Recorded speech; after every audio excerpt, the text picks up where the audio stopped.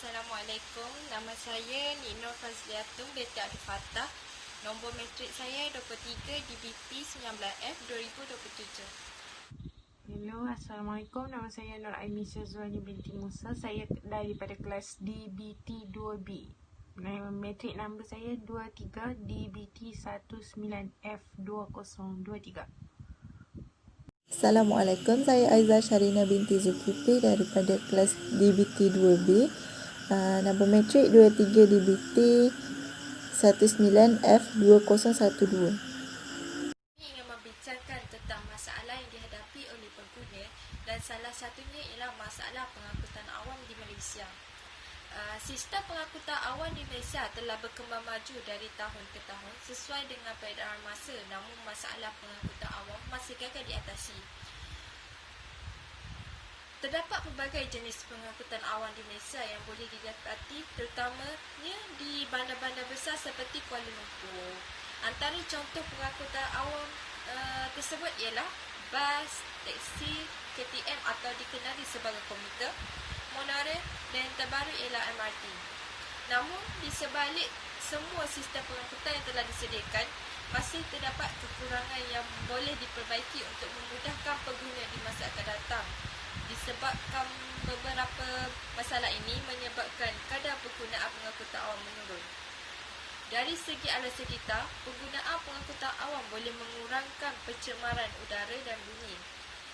Ia juga dapat mengurangkan kesesakan lalu lintas seperti yang dialami penduduk bandar.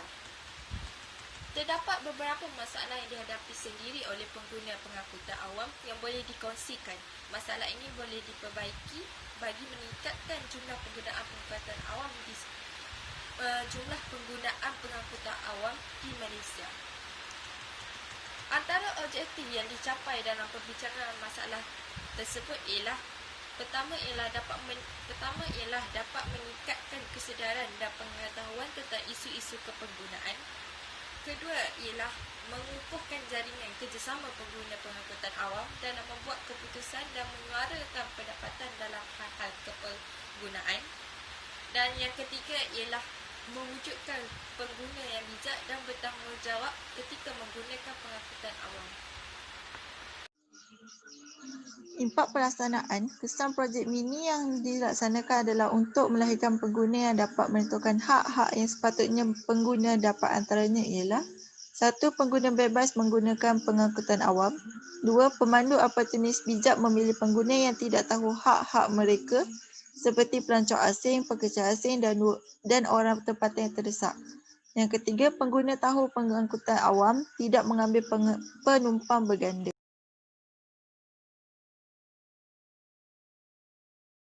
Antara salah satu sebab kurangnya rakyat Malaysia menggunakan pengangkutan awam adalah kerana tambangnya yang mahal. Mereka akan membandingkan kos tambang dan kos menaiki kereta sendiri.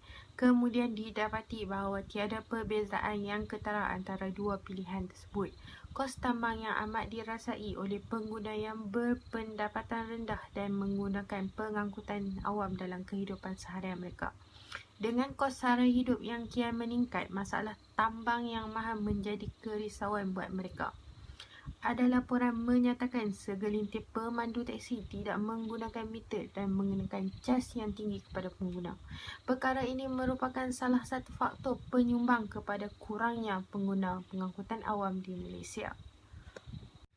Selain itu, sebab kurangnya pengguna pengangkutan awam ialah tempoh menunggu. Kekerapan pengangkutan awam yang kurang menyebabkan pengguna terpaksa menunggu lama untuk menggunakan pengangkutan awam seperti bas dan KTM. Kadang-kala pengguna terpaksa menunggu bas atau KTM tiba sehingga sejam lamanya. Ini akan menyulitkan perjalanan pengguna, terutama mereka yang ingin ke tempat kerja. Disebabkan kekerapan pengangkutan awam yang tidak efisien, ramai rakyat Malaysia yang tidak mahu menggunakan pengangkutan awam kerana lambat dan akan mengakibatkan perjalanan mereka terganggu.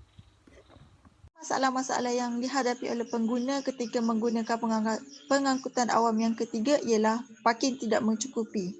Parking yang tidak mencukupi menyebabkan pengguna terpaksa datang seawal mungkin untuk mendapatkan parking di sekitar LRT. Yang keempat pula, kenderaan yang tidak disenggara. Beberapa syarikat penyediaan pengangkutan awam menggunakan kenderaan yang tidak disenggara dan uzur yang menyebabkan perjalanan pengguna terganggu. Sekian, terima kasih daripada kami.